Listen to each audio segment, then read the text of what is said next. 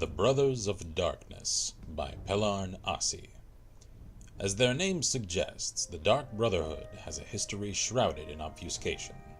Their ways are secret to those who are not themselves brothers of the Order. Brother is a generic term. Some of their deadliest assassins are female, but they are often called brothers as well. How they continue to exist in shadow but be easily found by those desperate enough to pay for their services is not the least of the mysteries surrounding them. The Dark Brotherhood sprang from a religious order, the Morag Tong, during the Second Era.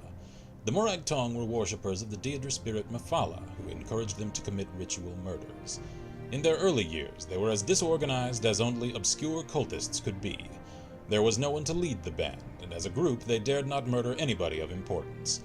This changed with the rise of the Night Mother. All leaders of the Morag Tong, and then afterward the Dark Brotherhood, have been called the Night Mother. Whether the same woman, if it is even a woman, has commanded the Dark Brotherhood since the Second Era is unknown. What is believed is that the original Night Mother developed an important doctrine of the Morag Tong, the belief that while Mephala does grow stronger with every murder committed in her name, certain murders were better than others. Murders that came from hate pleased Mephala more than murders committed because of greed. Murders of great men and women pleased Mephala more than murders of relative unknowns. We can approximate the time this belief was adopted with the first known murder committed by the Morag Tong.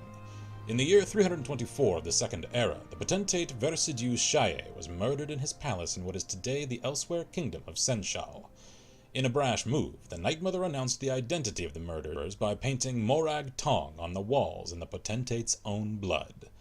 Previous to that, the Morag Tong existed in relative peace, more or less like a witch's coven, occasionally persecuted but usually ignored.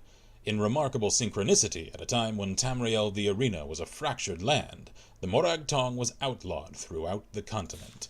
Every sovereign gave the cult's elimination his highest priority. Nothing more was officially heard of them for 100 years.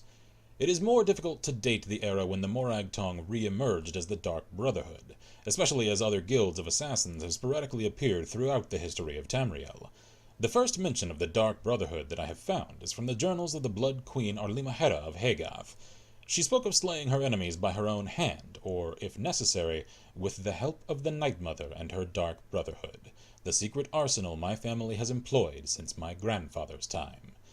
Arlimahera wrote this in Second Era 412, so one can surmise that the Dark Brotherhood had been in existence since at least 360, if her grandfather had truly made use of them.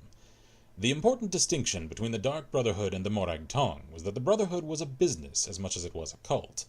Rulers and wealthy merchants used the order as an assassin's guild.